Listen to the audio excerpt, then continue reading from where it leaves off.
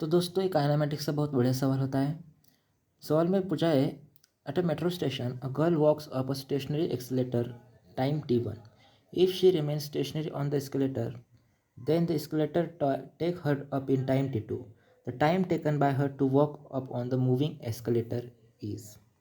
तो केस कुछ ऐसा है इस क्वेश्चन का कि गर्ल है, पहले तो वो मूविंग एस्केलेटर पर जाती है तो उसको टाइम t1 लगता है, और स्टेशनरी जब वो स्टेशनरी एस्केलेटर पर जाती है तो उसको t2 टाइम लगता है।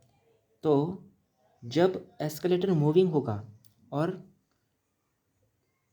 जब एस्केलेटर मूविंग है और उस मूविंग एस्केलेटर पर वो गर्ल चल के जा रही है तो कितना टाइम लगेगा, ये पूछा हुआ है।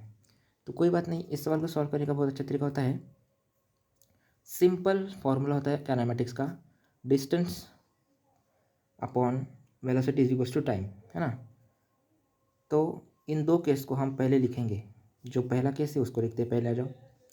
पहले केस में बोला है कि t1 टाइम लगा है उसको,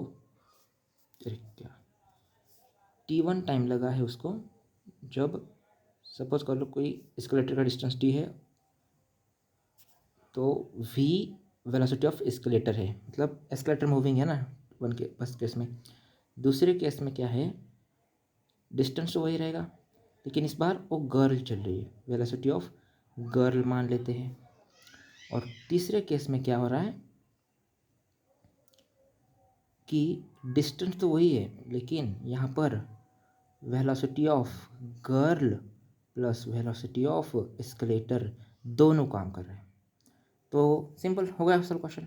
आपको बस v वेलोसिटी ऑफ एस्केलेटर और वेलोसिटी ऑफ गर्ल की वैल्यू यहाँ से निकाल कर पुट करनी है इस क्वेश्चन में और आपका आंसर आ जाएगा। देखते पुट करते हैं। तो यहाँ पर t3 equals to D upon V G की तरह हम वी जी मतलब वेलोसिटी ऑफ गर्ल की जगह पर हम क्या लिख सकते हैं, डी अपॉन t2, है ना। और वेलोसिटी ऑफ एस्केलेटर की जगह हम क्या लिख सकते हैं, D upon T one.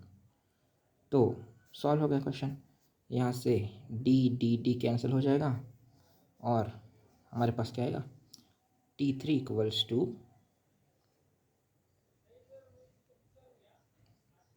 t1 t2 divided by t1 plus t2। हो गया ना। कौन सा ऑप्शन है, ये है option number C, option third.